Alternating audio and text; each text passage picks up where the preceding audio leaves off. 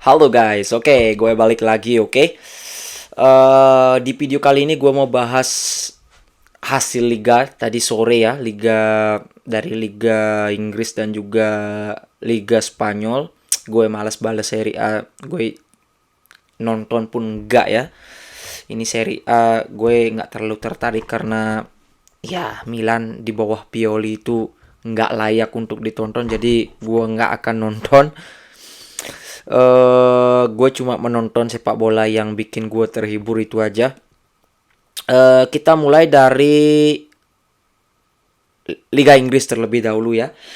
Ada pertandingan antara Arsenal yang menghadapi Wolves. Arsenal menang 2-1 di pertandingan kali ini. Ya, Arsenal layak menang ya.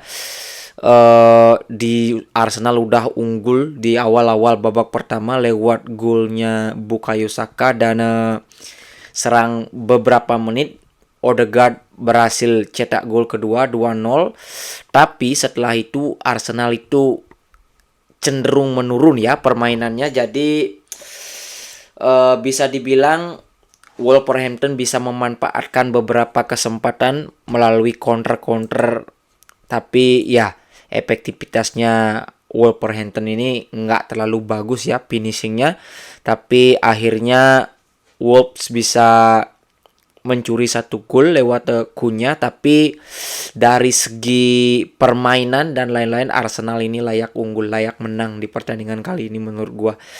Tapi yang bisa kita perhatikan, bisa menjadi catatan buat kita ya, kelemahannya Arsenal ini sangat terlihat loh. Koordinasi pertahanannya Arsenal ini amburadul. Terbukti beberapa kali miskomunikasi ya antara kiper dari duo center back.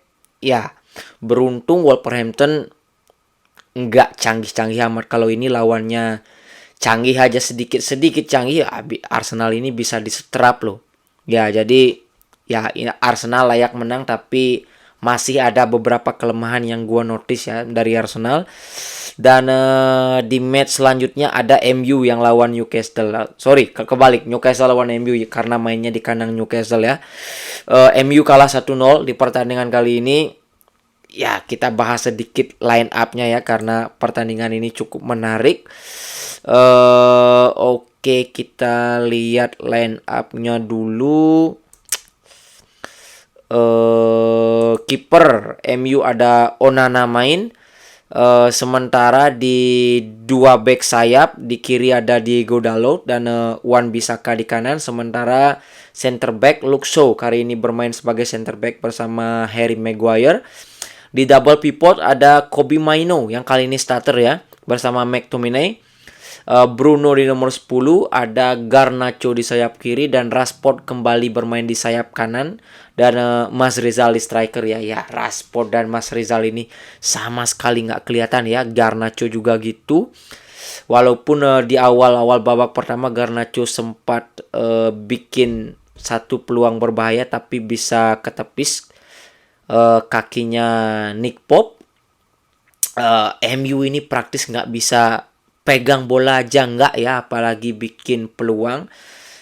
Dan 50-50 ball juga MU selalu kalah loh. Duel-duel bola atas selalu kalah melawan pemain-pemainnya Newcastle.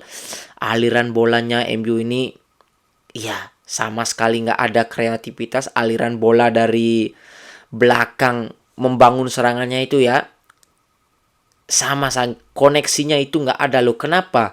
Karena ketika pemain belakang MU-nya itu pegang bola, gelandang-gelandangnya MU itu nggak ada yang turun, nggak ada yang jemput bola, sehingga ya praktis long ball kayak gitu. Tapi sempat beberapa kali dimanfaatkan oleh Newcastle dengan ya gaya mainnya Newcastle, transisi cepatnya, counternya. Ya kalau di babak pertama gue bilang kalau efektivitasnya Newcastle ini bagus, mungkin Newcastle bisa unggul 2 gol karena ya banyak peluang besar yang diciptakan Newcastle, sementara MU sama sekali nggak bikin peluang. Sementara di babak kedua Newcastle berhasil unggul ya 1-0 seperti yang gua bilang tadi melalui transisi cepat, karena pemain tengahnya MU kehilangan bola, akhirnya bisa di counter lewat cutbacknya siapa namanya,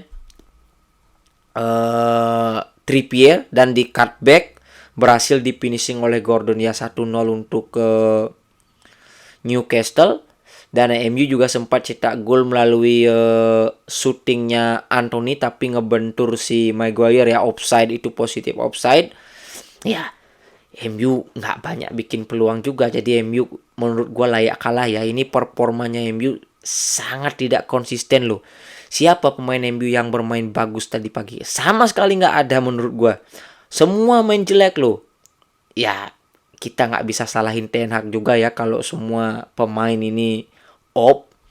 Jadi strateginya Ten Hag sama sekali nggak jalan menurut gue di pertandingan kali kayak ini. Murni kita nggak bisa salahin Ten Hag loh. Ini murni karena pemainnya. Oke, di IPL itu aja yang seru. Kita pindah ke La Liga. Ya, La Liga ada Madrid yang main melawan Granada, main di Bernabeu.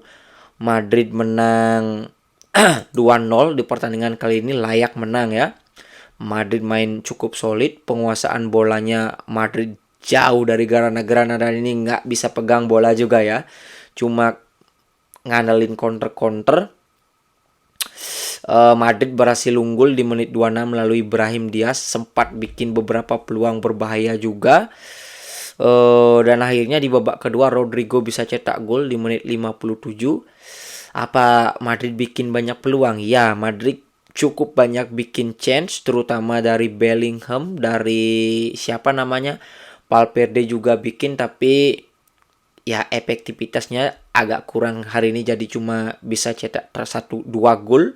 Dan asisnya Toni Kroos ke Brahim Diaz itu keren banget loh. Ini kelasnya Toni Kroos ini belum habis kelas itu permanen ya buat Toni Kroos ya. Ini pemain luar biasa. Gua harap Toni Kroos bisa bertahan mungkin lagi 1 musim ya bersama Modric, karena peran kedua pemain ini masih cukup vital di lapangan maupun di ruang ganti. Ya, berkat kemenangan ini Madrid bisa kembali ke puncak klasemen ya, karena kemarin Girona juga menang, jadi poinnya sama dengan Girona, cuma Madrid menang selisih gol dan head to head juga menang dari Girona.